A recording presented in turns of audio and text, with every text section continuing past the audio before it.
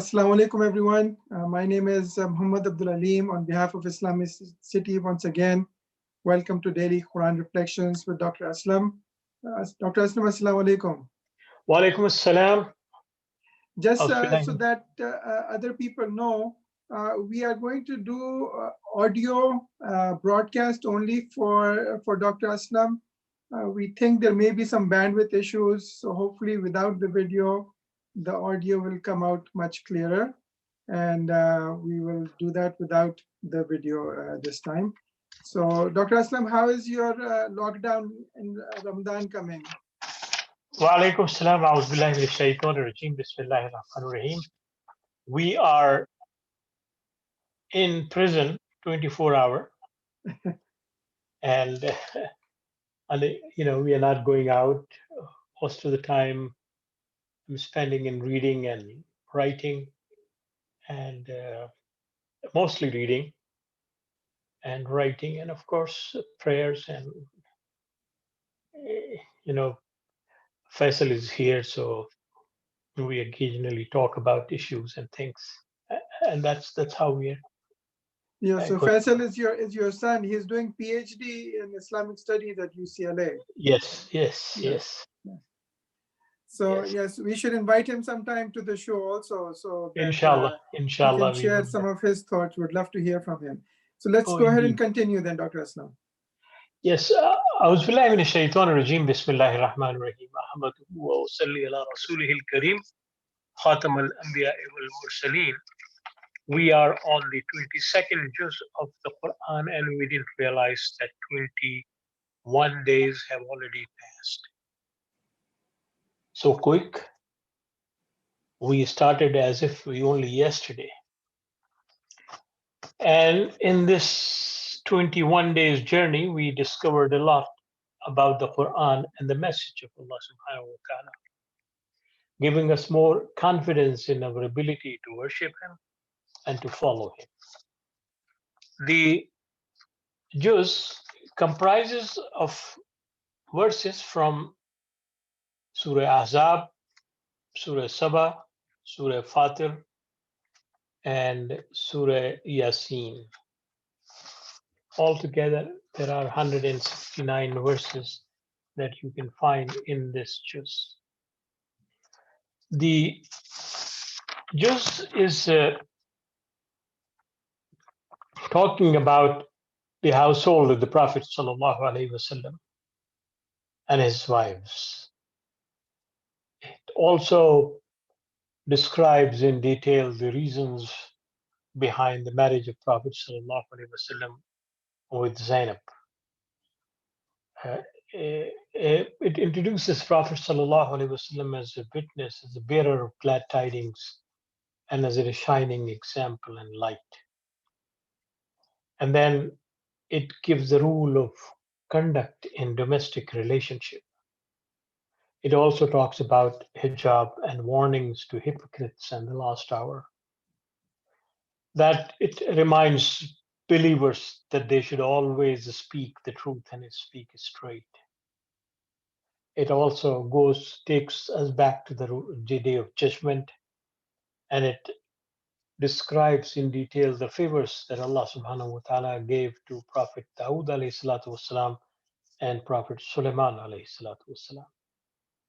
And it also gives judgment on the people of Sheba, or Queen Saba, as we call it, and as the name appears in the Quran. It also reminds people that the shirk will be of no consequence on the day of judgment, and the Prophet is a prophet for all humanity, not just for one group at one time. And then it also reminds people that their wrong leaders will leave the followers on the day of judgment, and they would rhetorically say that we have nothing to do with those who are following us. It reminds people that the material riches does not necessarily bring you closer to Allah subhanahu wa ta'ala. But it definitely says that the truth will prosper.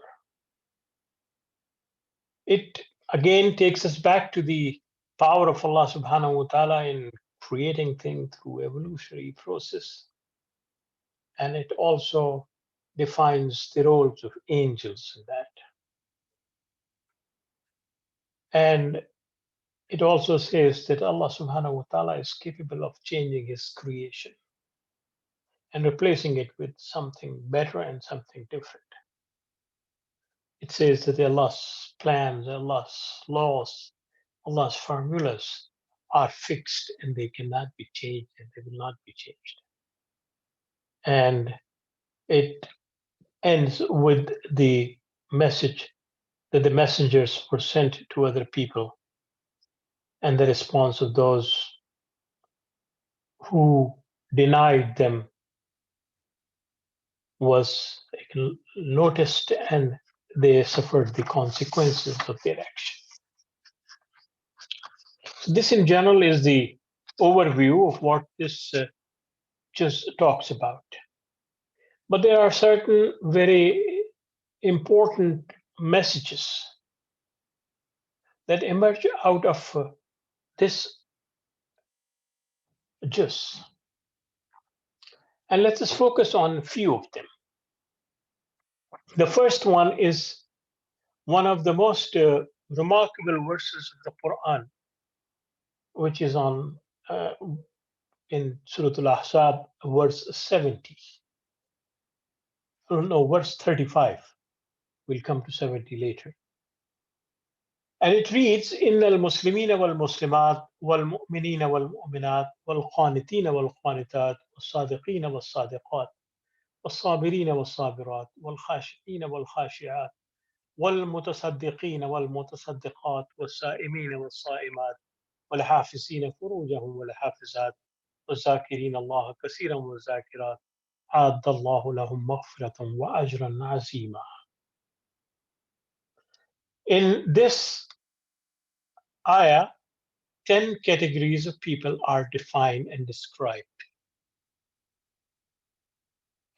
And usually it is translated that for all believing men and believing, for Muslims and Muslim men and Muslim women, for the faithful men and faithful women. But if we read it in the manner in which it is emphasized here, then the actual meaning would be, if men are capable of submitting themselves to Allah subhanahu wa ta'ala, so are we.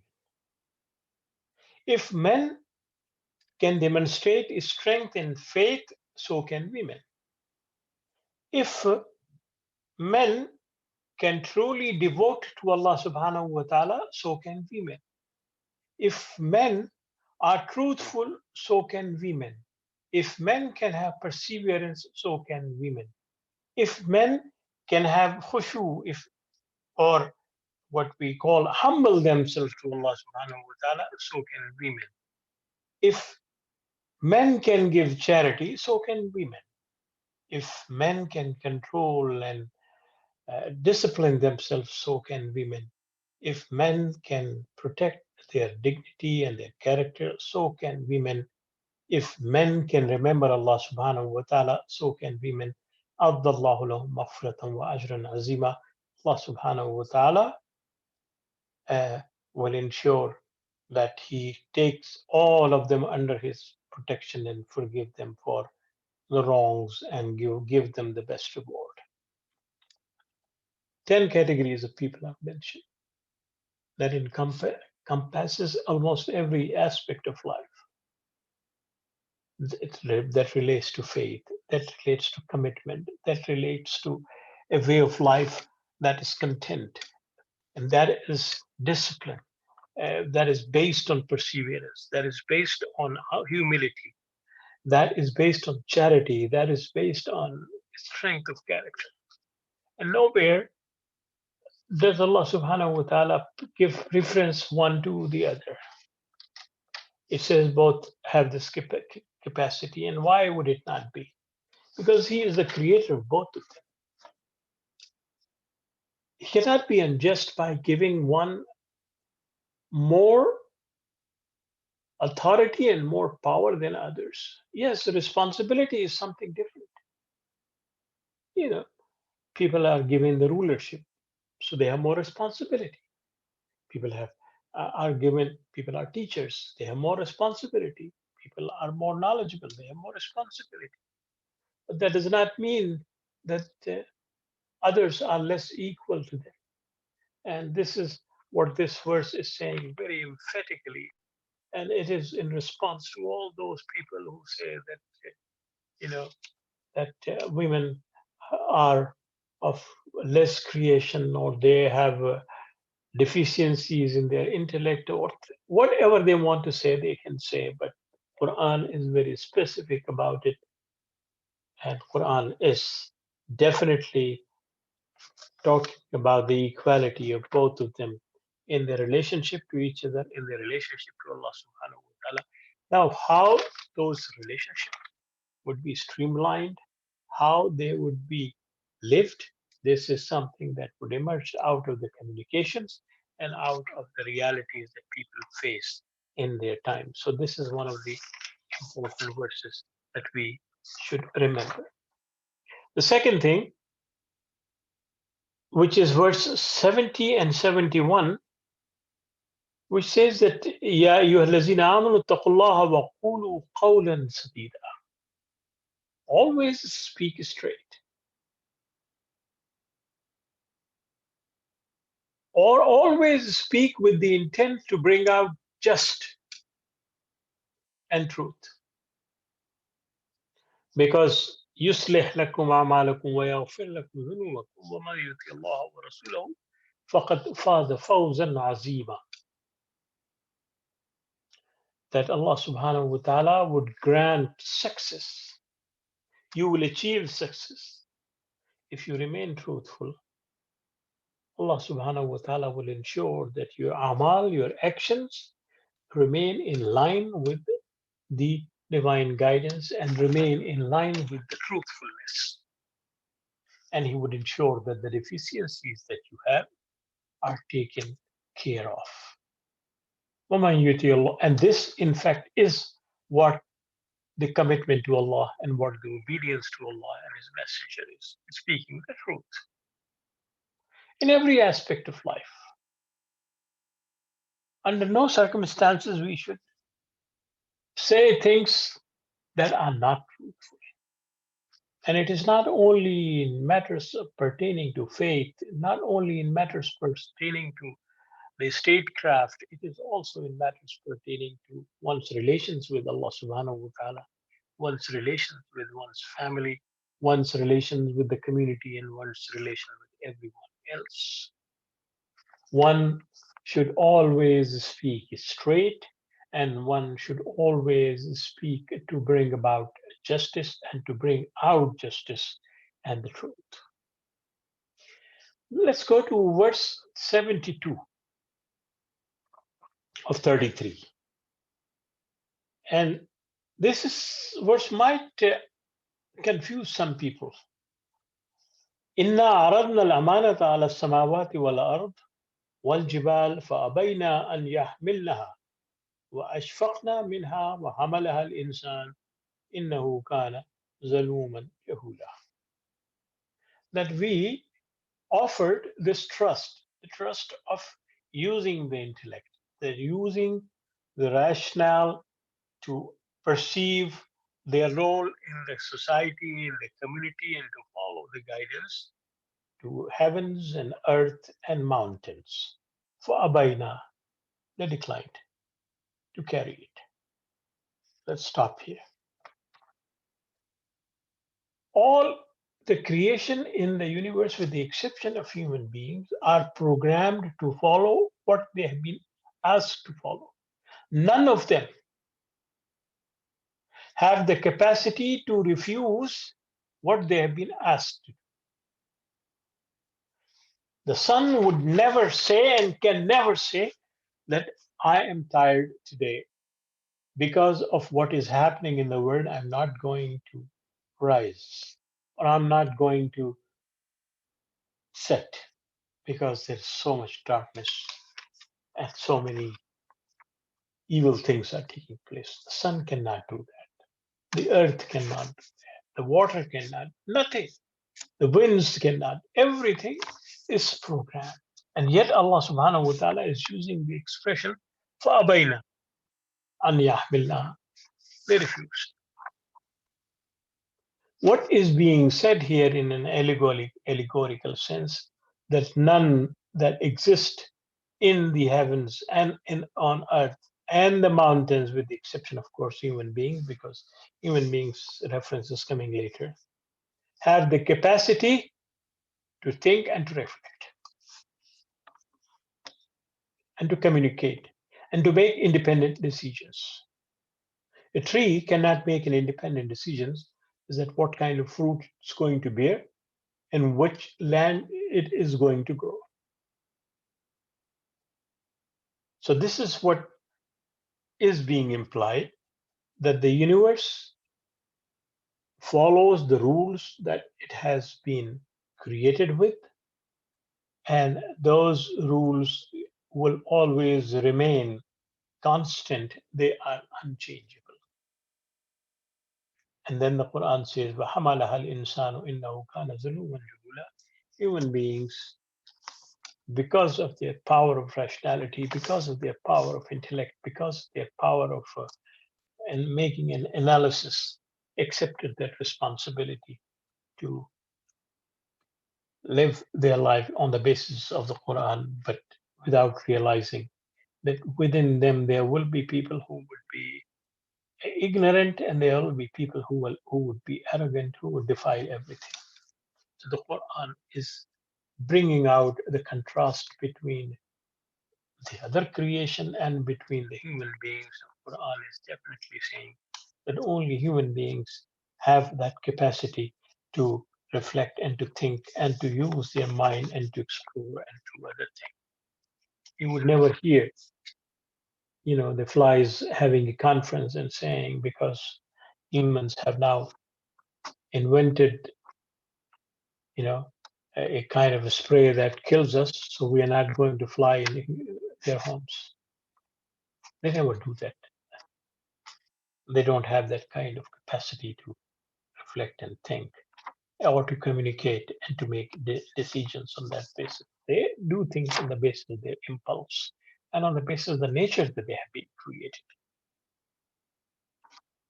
And then we go to verse, what we call the 35:16. إن يشاء يذهبكم ويأتي بخلق جديد. That if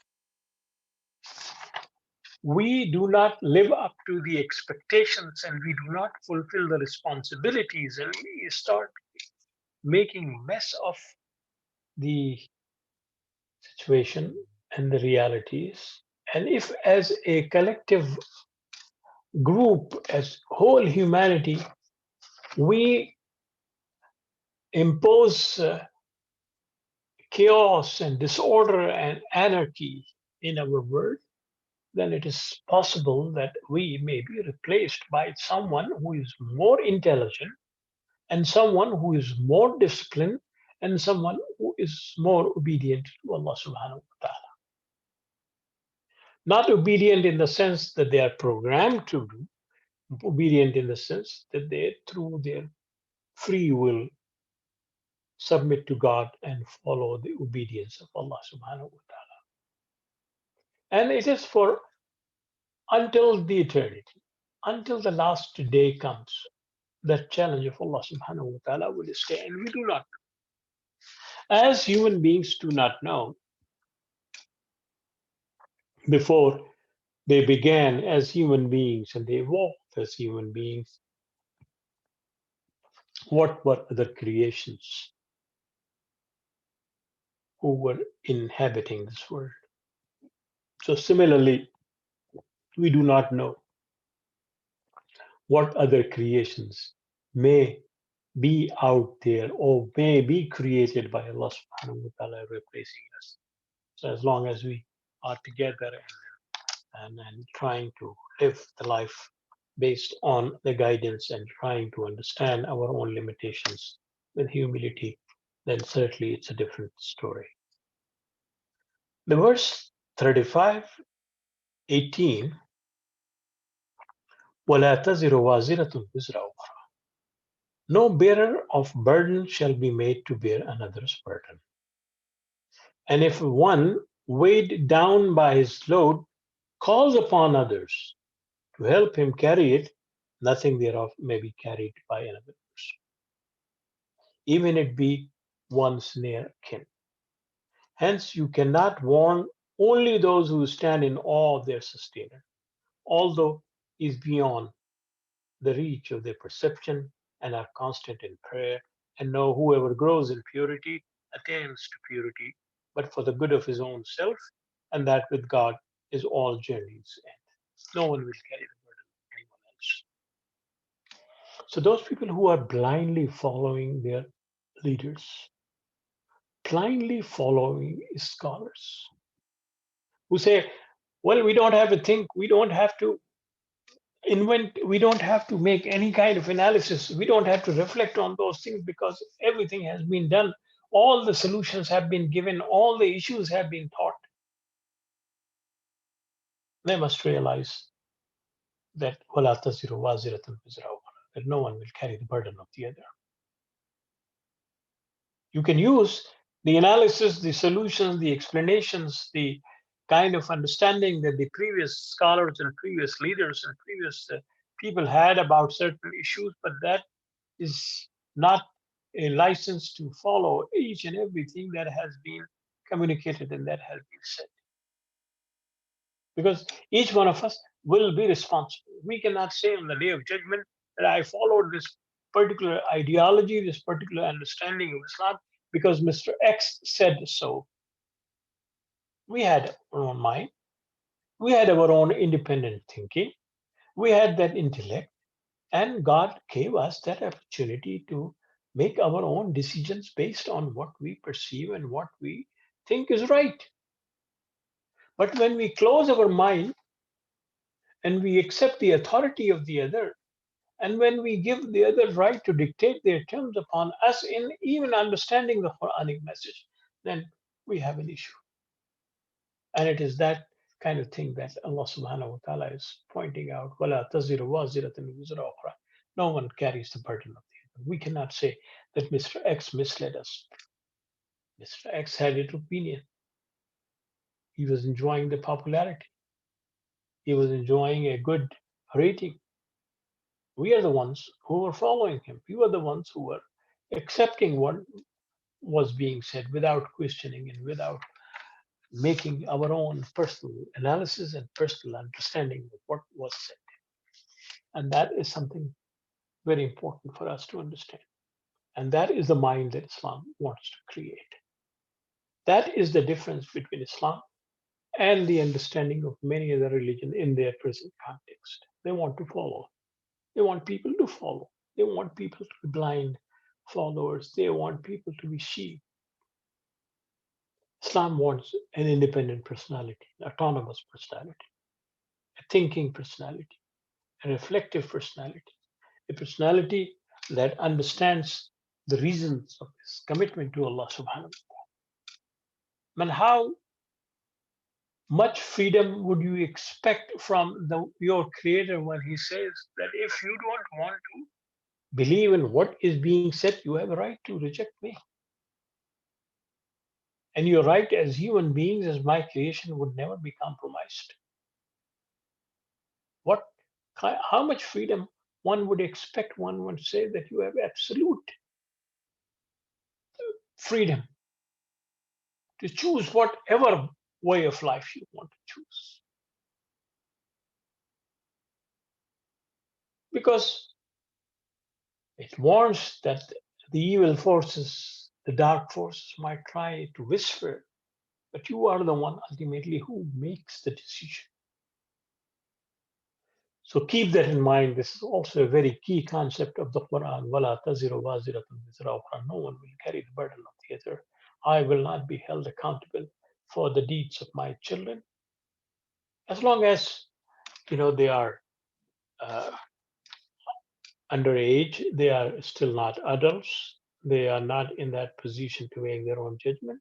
I would be questioned for the nurturing and for the education and for the kind of ideas that I would impart to them. But once they become adult, once they become mature, once they start taking decisions, I will have no responsibility, and they cannot say that because of them we are what we are.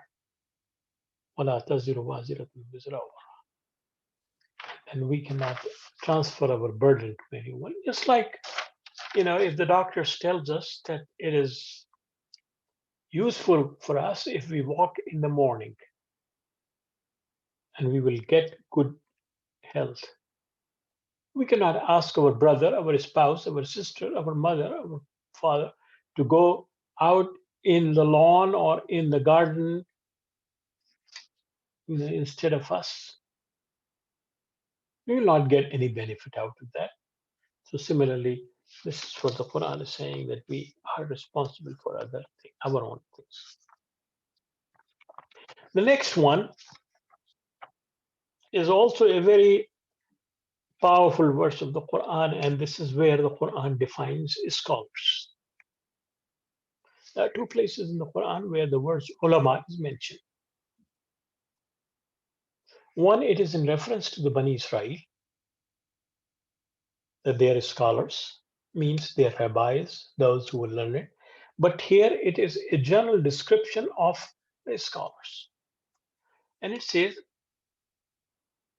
that there are men, and in the crawling beast, and in cattle, to many hues. Of all his servants, only such as are endowed with innate knowledge stand truly in awe of God, for they alone comprehend that verily God is Almighty, much forgiving. What it is telling us, that the ulama are those who keep their minds and their eyes open, who study the universe and who understand the natural phenomena, the natural laws, who understand the physical laws of the universe, and then they believe that what has been created has a purpose, and they try to understand that purpose because they believe that they are in awe of Allah subhanahu wa ta'ala. They are not the one who can create any of those things. They are not the one who can make any of those things. So it is the utmost humility that these people demonstrate after studying things, after learning things about everything that exists. In fact, when this particular verse was revealed, and it is in verse 30, chapter 35 of the Fatir, what the entire Quran was not revealed. The science of Hadith was not there. The science of Fiqh was not there. The science of Tajweed was not there. The science of law was not there. So when the Quran is using the word ulama, when it's talking about the scholars, it is talking about those people who develop expertise in understanding the divine laws in every aspect of life. They could be biologists, they could be scientists, they could be botanists, they can be zoologists, they can be people in medicine, they can be people in sociology, they can be people in behavioral science, all those things who have developed expertise with the belief that it is the creator of the universe who is an ultimate authority and who has given these blessings to people. We normally associate the term alim and ulama with those people who are either the hafiz of the Quran. For that, there is a term which is called hafiz. For those who are well versed in hadith, they are called muhaddis. Those who are well versed in fiqh, called faqih. They have different names, but the scholars are those who understand the divine, try to understand the divine laws that exist in the universe, and who are humble in their attitude, and who believe that they are in awe of Allah subhanahu wa ta'ala, and they have no power over any of those things as far as the creation is concerned, as far as the running of those things are concerned. So this is something that we need to understand and realize also. I think I'll stop here, and inshallah, Brother Ali might have some questions, and then we will go over them, and then inshallah we'll conclude. Yes, thank you, Dr. Aslam. This last ayah that you covered, and the word alim, and throughout these lectures and these daily reflections, Dr. Aslam, you've been focusing on how do we understand these words in Arabic in the Quran, and come up with an understanding. So again, alim, as you mentioned, is a word that is usually associated in a religious context. But here, as you can see, the dictionary is pointing out that alim is scholar, scientist, basically. In fact, ilm is science. Yes.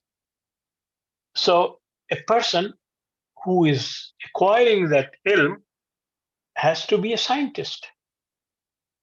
And the scientist is the one who bases his decisions and his opinions on facts. Facts that are observed, facts that are touched, facts that are heard. So what the Quran is saying is that a true scholar, a true scientist is the one who is looking at all the realities that exist and looking at all the facts reaches to the conclusion, إِنَّمَا يَخْشَى اللَّهُ مِنْ عِبَادِهِ الْعُلَمَاء, that indeed we are in awe of our Lord who created all those things and who made all these laws, because it is beyond our comprehension. We cannot, invent from nothing something. We can build on things, we can add to things, but from nothing, from the ideas to the reality, we cannot. And this is what Allah subhanahu wa ta'ala's great power is. Water. We don't know how it was created. We have no idea. We can say it is comprises of this and this element, but we are the ones who are saying that. So what is being implied here is that the true scholars, true scientists are those who observe, who study, and then who reach to conclusion on the basis of facts. And the facts lead them to the belief that God is in control and is in command of everything. That's right. So this ayah clearly is in the context where Allah subhanahu wa ta'ala is talking about life sciences, human Indeed. beings, animals, and livestock. And in that context, Allah ta'ala is using the word ulama, basically. Okay, so yes, go ahead. No, I was saying that yesterday we were reading one of the Quran, one verse which was saying that my people have made the Quran irrelevant.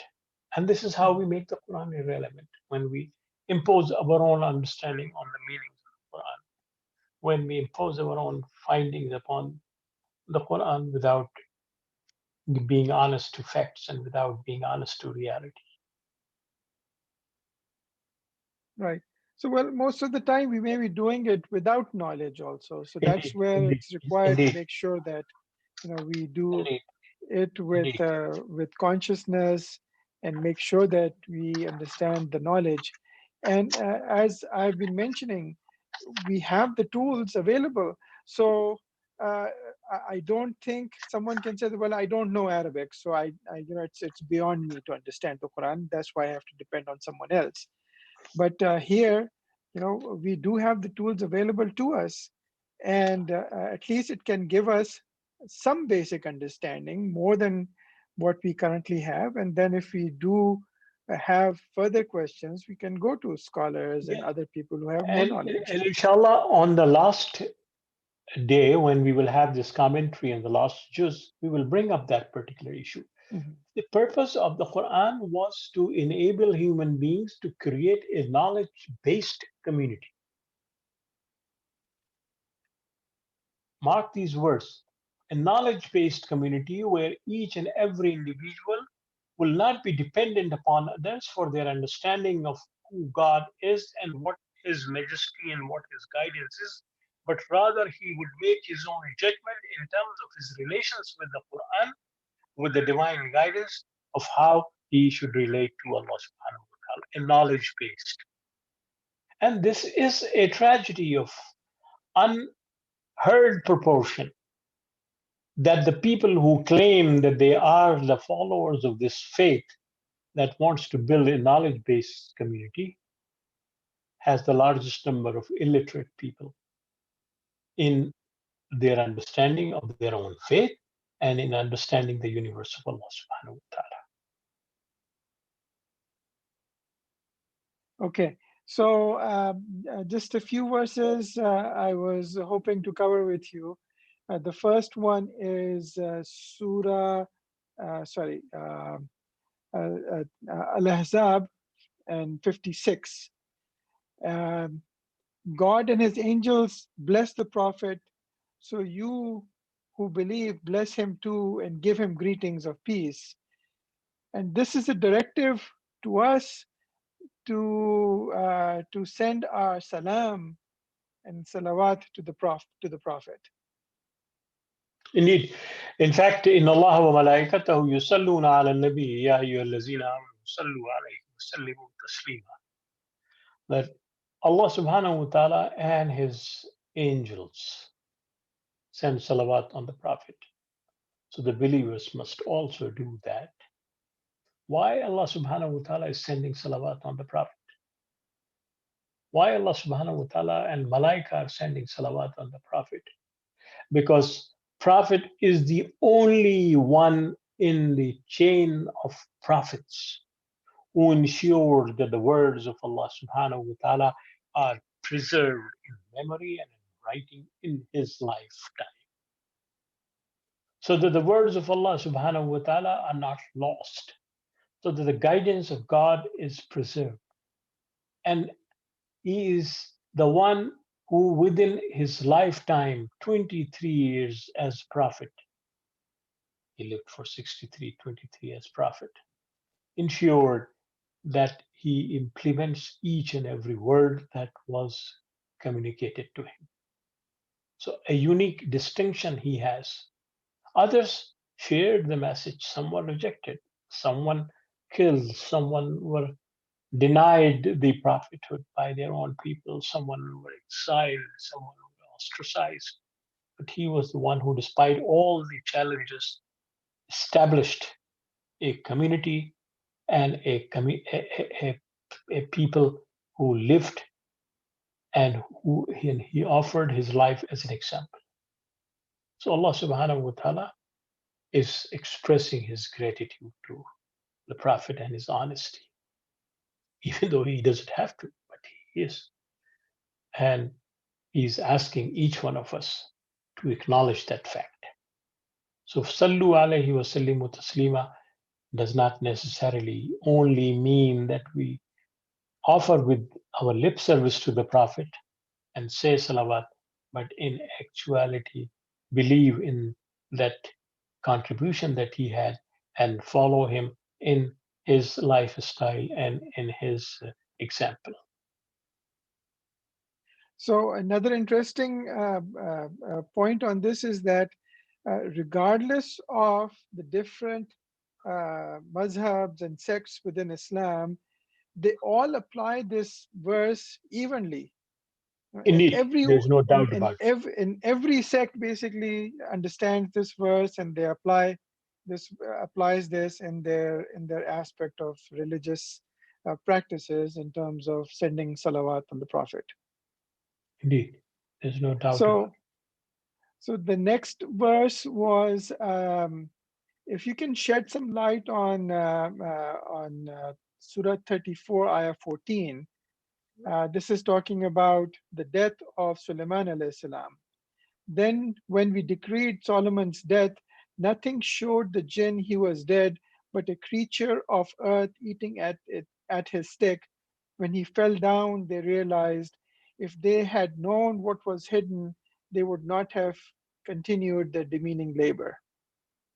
So it implies three things. First is that knowledge is with Allah subhanahu wa ta'ala. The second thing is that human beings cannot comprehend completely the entire gamut of knowledge. And the third thing is that even the mightiest messengers and mightiest kings are subject to the physical laws of Allah subhanahu wa ta'ala.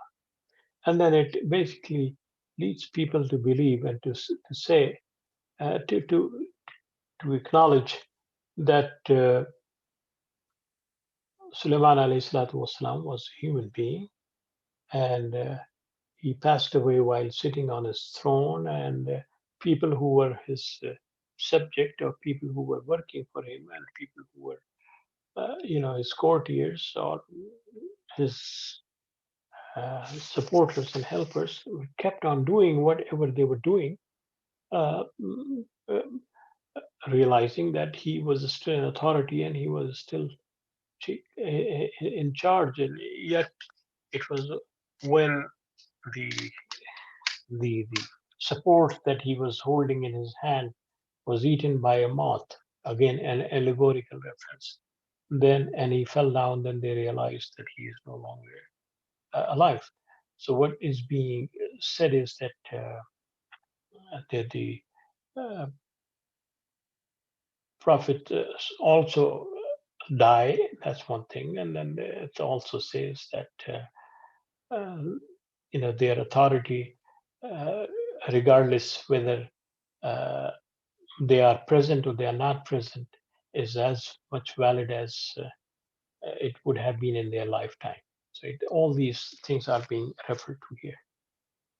Okay. And then the last verse is 35, Surah 35, verse 32. We gave the scripture as a heritage to our chosen servants. Some of them wronged their own souls, some stayed between right and wrong, and some by God's leave were foremost in good deeds. That is the greatest favor. So here the word kitab, has been translated as heritage, as the book, as a divine right, and so Allah subhanahu wa ta'ala gave this book, and this is referring, I guess, to the Injil, the Torah, and the Quran, and the previous books, I guess. I think it is not referring to prophets, that is for sure. Because if it was referring to the prophet, Quran would not have used that some of them went wrong or some of them deviated. Because no prophet can deviate from the path that he has been asked to follow. The prophets and the messengers are chosen primarily because they follow strictly the laws of Allah subhanahu wa ta'ala. So that is one thing we have to realize. Kitab means the book, kitab means the scriptures, but kitab also means the laws. Katab means something that is written down, something that is definite, something that is certain. And al-kitab means something that has a beginning and an end, and something that is based on logic and that is based on certain empirical understanding. So here, kitab also means laws, that the people were given laws. Who were those people? They were the followers of those prophets. They were chosen to follow the laws. But some of them deviated from that path. Some of them followed it. Some of them didn't pay much heed to all those laws of Allah subhanahu wa ta'ala. So I would, the word heritage come closer to laws of Allah subhanahu wa ta'ala, but I think it is more about the guidance, the message of, rather than the actual mashaf itself. It is more to do with the laws, and as we explained earlier, that there are two types of laws that we find coming from Allah subhanahu wa ta'ala. One in the form of scriptures that He always delivers to human beings through prophets, and the other through this universe and the laws that confirm this universe, that run this universe. So one is given, that is the wahi, the revelation, those laws that we see in scripture, that is given. The other laws that we discover. Allah did not tell us how the water comes down from earth. We learned it through our observation, that the water evaporates and then it becomes cloud, and when the clouds become heavier, then the earth. So these are the two types of laws that Allah subhanahu wa ta'ala is mentioning, and perhaps He is talking about both of these laws in this particular context. Okay, excellent. Well, once again, thank you, Dr. Aslam. And just a reminder for everyone, tomorrow is Jummah. Please join us at 1:30 for our online Jummah and Khutbah. Tomorrow, Dr. Aslam has a minor outpatient procedure, so he will not be able to join us. We wish you the very best in health, Dr. Aslam. Inshallah, I will be there in the evening, but not during the Jummah. Okay, inshallah. So we will have Dr. Dani Duwiri, who's one of our board members at IslamiCity and a co-founder of IslamiCity.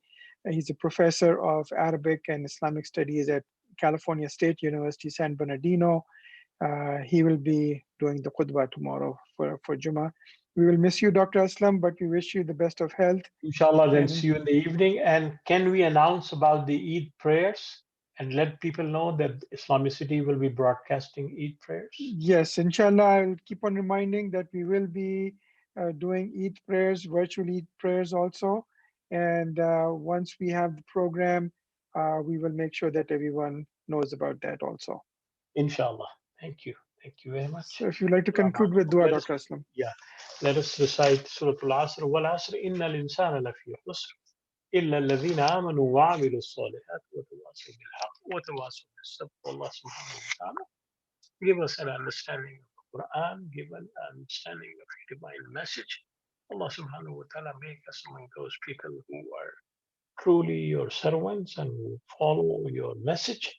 سبحان ربك رب العزة عما يصفون وسلام على المرسلين والحمد لله رب العالمين. And finally, I would like to request all those people who are listening to please contact at least 5 of their friends and urge them to support IslamiCity through their donations online. It is very important in this age and in this time. At a time when we are living in a virtual world where physical presence of masajid and Islamic centers is becoming a difficulty, and who knows how long this process and this period would continue and how long we will continue to live, it becomes very important that these mediums like IslamiCity, and IslamiCity is a unique platform, are supported in every possible way, and the zakat can be given to IslamiCity to propagate Islam. It is fi sabilillah, it is in the cause of Allah subhanahu wa ta'ala. So please be generous with your donations and please make sure that IslamiCity grows, more than where it stands today, becomes a major platform of Islamic knowledge in the world in the coming years. That should be the goal of the Muslim American community. So please tell your friends and tell everyone in the family to be part of this caravan. And this is a great uh, movement that is being built. So please join that. Thank you very Yes, much. And may Allah thank you, subhanahu Dr. wa ta'ala. Aslam.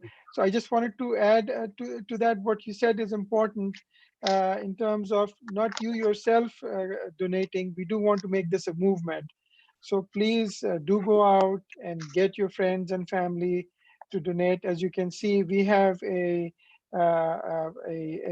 very aggressive goal that we set for ourselves, and you can see that we're still quite short. But this goal is based on a new reality of what kind of services we are providing in IslamiCity, the strain on our services, and the extra cost that we're bearing. We're anticipating it's going to be a difficult rest of the year. So please do support us. Our goal is 500,000. We have raised 138,000 so far, alhamdulillah. And if you go and click on the zakat icon on the very top, you can see all of our different projects, get more information about what our projects are about, and the effect of those projects and the impact of those projects. So again, thank you so much, Dr. Aslam, for bringing that important point up. Thank you And very much. inshallah, we'll see you tomorrow evening.